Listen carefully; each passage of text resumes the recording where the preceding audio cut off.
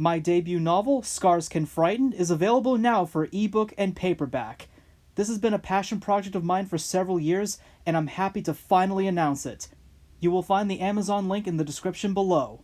Look forward to a trailer very soon, and also I'll be putting up my following projects for pre-order soon as well. And now, on with the review.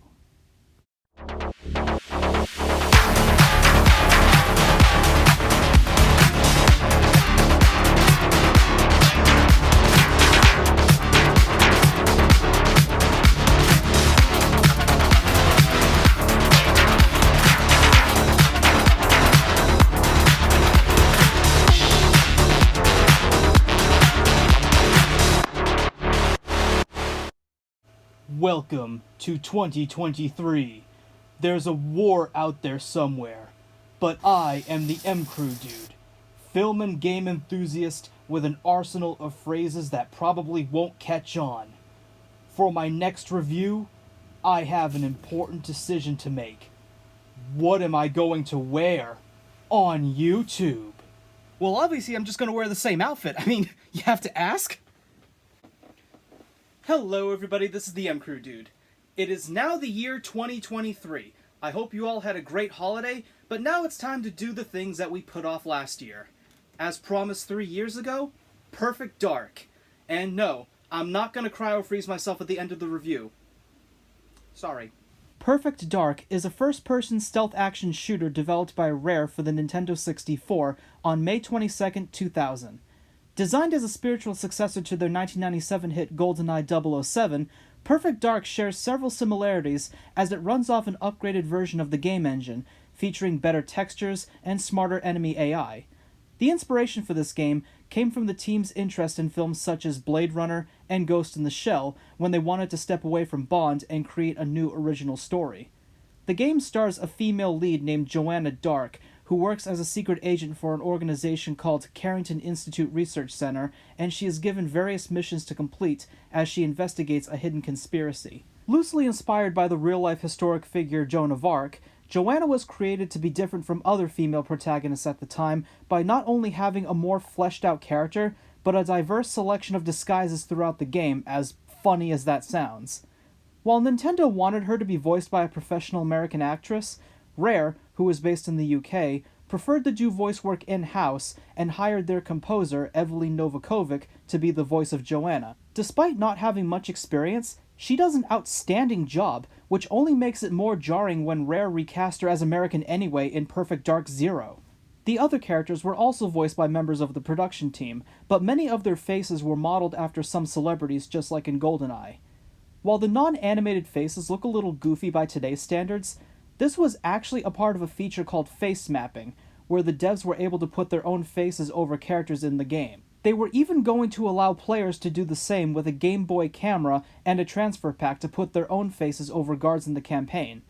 While this was advertised at E3 and in magazines, Rare decided to cut this feature altogether. While they originally said that it caused the game to crash, it was later revealed that there were moral concerns, since they had no control over what or who the player would take pictures of. Given recent events at the time, such as the Columbine High School shooting, having stand-ins for real-life people that the player could shoot seemed like a bad idea. Granted, nowadays, they would probably just take pictures of their dicks and recreate the humor of Senor Cock-on-Face. Having dim-witted AI probably wouldn't have helped there. What sounds like a game focused on stealth becomes a series of run-and-gun sequences, since this was before the days when AI developed self-preservation. The game as a whole was okay in my opinion, but I do feel like it was held back by its technical limitations. Despite that, the game was considered to be superior to GoldenEye, but only sold 2 million copies at the time, likely due to the upcoming release of the Nintendo GameCube. With the success of the original Perfect Dark, it went on to become a series. There was Perfect Dark on the Game Boy Color released a few months later, and despite sharing its name with the original, this game was actually a prequel and not a port. In 2005, another prequel was released for the Xbox 360 as a launch title called Perfect Dark Zero, which is set 3 years before the events of the main game. As I said in my review of it, that game took place in March of 2020. Super ironic in hindsight. A remaster of the original was released in 2010 on the Xbox Live Marketplace, and it does a great job of enhancing everything from the original, such as textures, gameplay, and frame rate. At the time of recording, a reboot of Perfect Dark was announced during the 2020 Game Awards with a teaser trailer. Unlike the previous games, this one will be developed by The Initiative and Crystal Dynamics for the Xbox Series X and S. Based on what was shown in the trailer, it seems to have no resemblance to the original plotline and is set in some near-future solarpunk Egypt. While I don't think Perfect Dark is the greatest game ever made for its time, I think it would be fun to look back on it and see how it stands the test of time. So, with that said, let's give it a look. The game opens as a ship flies through the city towards the headquarters of a defense contractor corporation called dataDyne, as Joanna prepares to infiltrate it from the rooftop. By the way, here's a funny blink-and-you-miss-it moment. If you look closely at this building on the left, there's a sign which reads Clubland on the Xbox. However, on the N64 version, this sign will instead read Anal Land. Anal Land? Well, I guess we know it's that kind of club. You might think that part of the first word is just cut off by the other building, but no, it says anal. Anyways, we take control of Joanna, and I have to say that her movement feels very natural and easy to manage. If you run in a straight direction, she even builds up some speed and momentum, which is a nice touch.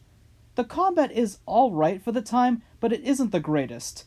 I do like how the reticle will automatically target nearby enemies for you, and there are multiple different weapons to use throughout the game. They all pack a nice punch, and there are even some unique reload animations for them rather than just having them disappear from view for a few seconds. There are also some cool sci-fi guns, but more on that later. The voice acting for the guards is a bit rough at times, but it is somewhat harrowing when they beg for their lives or cry out in anguish when their partner is killed. Then of course I can forget about that when someone says, "Why me?" The layout of the levels is interesting in the way that Rare wanted to model the levels like real buildings, which means including some random rooms that yield no gameplay. Sometimes this is detrimental to the game, as levels can become confusing to navigate if you aren't prepared. With no clear path, this can be the worst part of the game, but even when I do figure out where I'm supposed to go and what gear I need, I feel more relieved and eager to just get it out of the way. There are some fun gadgets that you can use to help you on your quests, such as a small flying drone and a set of night vision goggles. They are great inclusions, so the game has more to offer besides the combat. You can also use heat vision to detect enemies more easily, but you won't always have your tools during some missions. Your equipment and side objectives will vary based on the difficulty you choose, and the 3 difficulty settings are Agent, Special Agent, and Perfect Agent, better known as Fine, Hard but Playable, and You're Screwed. Seriously, it can get insanely hard, and if you fail or your AI partner gets killed, then you have to start over from the beginning of the mission. Pretty standard, but it can get very frustrating when you lose a lot of progress.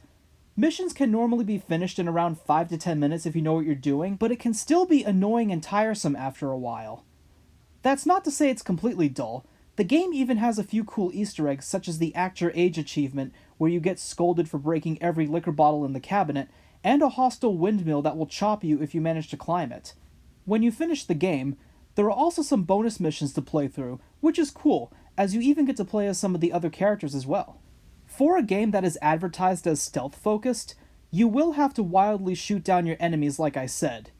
The AI isn't too stupid, as enemies will react to you in various ways, but they aren't very coordinated, since they will funnel in after you through a narrow doorway, which can be a useful way to dispatch them.